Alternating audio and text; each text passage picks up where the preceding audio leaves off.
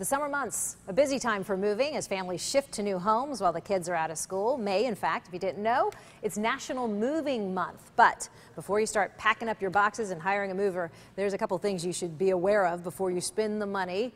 And we don't want you to spend more money than you have to, right? I'm joined today by Michelle Mason with the Better Business Bureau of Southeast Florida and the Caribbean. You guys added Caribbean to the whole, yes. My goodness. I've been working with the BBB for years as a consumer reporter, and it just used to be South Florida. That's now right. you guys got the Caribbean. You sure do. First off, where do we begin when we're looking for a mover? It can be overwhelming and daunting if you've never done this before, if you've never hired a mover, so where do you start? That's right. Well, you can ask family and friends for suggestions, but if you do that, you also want to check with Better Business Bureau, see what kind of rating we have, customer experience record, as well as make sure they're properly licensed through the Federal Motor Carrier Safety Administration. Okay. Or you can turn to BBB. We also have a list of accredited businesses that we've vetted against our standards, so we can give you a starting point. You still want to check that licensing, though.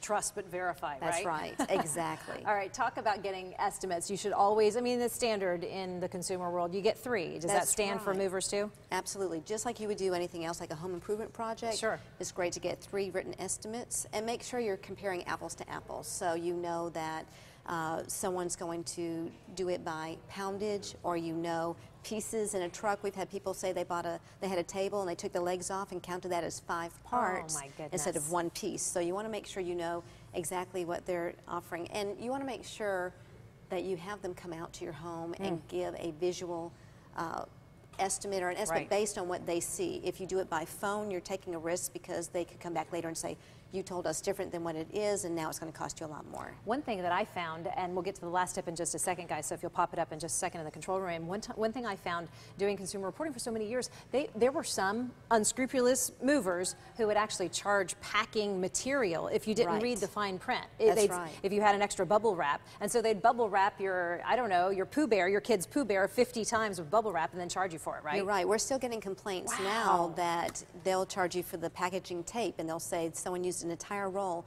just for 1 piece, and they're trying to make the price go up. So you need to know exactly what you're paying for and compare. Michelle, is that in the fine print? You have to it really get that is, and there's a lot of fine print these days. So you definitely, they say the devil's in the details. You want to make sure you're reading that agreement before you sign it or electronically sign it and know exactly what you're agreeing to. Okay, tip number 3. We do recommend if you have problems, or you have recommendations rather, if you have problems with a move, such as a mover holding your belongings hostage. If you haven't heard of this at home, it happens quite frequently, more than we'd like to admit here in South Florida. Tell us what that means and how do you get out of it? Sure. Well, a mover cannot change the price that they quote you on a contract after they've loaded your items into a truck. So they can't load it and then say it's going to cost more. Right. So if there's going to be a change, once they get to your home, say, especially if you did a verbal agreement, once they get to the home, they have to give you that final estimate. And you have the right then to say you're not going to move. Now, before you start packing, before they start loading. Before they start loading. Okay. Right. Now that could put you in a bad situation if you need to move, but you could try to address that later. But they can't pack your belongings in the truck.